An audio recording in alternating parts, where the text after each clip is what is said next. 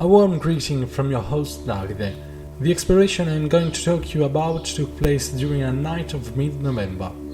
We were in Chieri that night.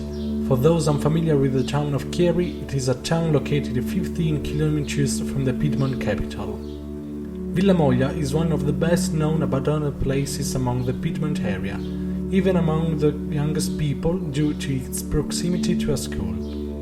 That night, the arrival of the villa seemed easier than expected. In the afternoon we saw how to get to the house and, moreover, we were using Google Maps to help us. Nevertheless, we could not reach it. There was something wrong. The navigator did not allow us to reach our goal. I want to specify that the manor is located on a hill and so you cannot see it at night. For this reason, we went without reference points. We found ourselves moving in the car for some time without being able to get to the villa. Some members of the group proposed to abandon everything and try again another time. But before reaching hasty conclusions, we decided to stop, open the satellite guide on the mobile phone and think of a solution.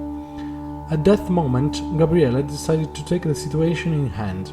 He was looking around and consulting the map when he noticed a small road that we didn't try to follow. We got as close as possible with the car, and then we went on foot armed with torches and satellite guide, moving through damp and dark fields to reach Villa Moglia. Before starting to tell you about the exploration, I would like to make a quick historical mention. The manor was built in the 18th century around a 1600 spinning mill by the order of Giuseppe Maurizio. In the 1900s, the villa was used by the Salesians, a group of religious members, as a place of worship for about 20 years. It was definitely abandoned in the 70s, and for about 30 years the villa has belonged to the municipality of Turin. In 2005, the house was put up for auction from the starting base of 5 million euros. Needless to say that the manor did not even receive an offer. In 2007, the complex inserted a distant part of the city fund of Turin, and in 10 years lost half of the initial value for the auction. Let's go back to the real exploration. We arrived at the villa walking through a long wet lawn. We were so excited to face a new exploration that we went immediately there after a day of intense rain. Once we arrived near the villa, we also noticed a very large gate, just like the previous villa. The entrance was easier than expected. We entered through the church attached to the villa. Unfortunately, I cannot tell you much about it, since there is nothing left but the altar, still in extreme states of decay. For those who do not know or who have never visited Villa Moglia, I will tell you about the composition of the house. The manor has been transformed into 2 floors, beyond the cellar and the attic. The central structure, with the different internal decorations, is a U-shape. From the same, through a partially collapsed corridor, you can reach a large room with a few seats and a bathroom. It is not known what it was organized for, whether as a meeting room or a theater. In most areas of the villa, the ceilings are covered with frescoes and you can still admire the wonderful Japanese-themed paintings.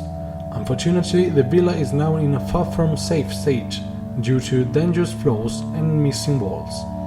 The attic is one of the most neglected places, mostly because the roof has collapsed.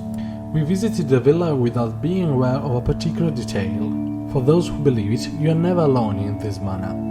Who has been in this structure, in possession of special equipment for the paranormal, noticed that some presence invisible to the human eye can be recognized. Regarding this, I would like to tell you what happened on July 25, 2019.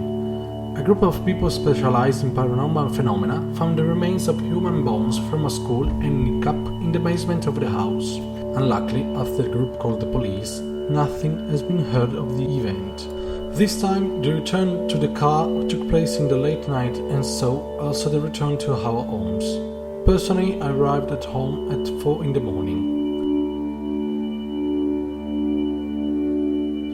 The story of the 4th exploration ends here. As always, I want to thank you for following me during the course of this episode, and I invite you to follow us on our social networks, Instagram, Facebook and Telegram, looking for urbex_Piemonte. Thanks for listening and good exploration to all of you. See you next time.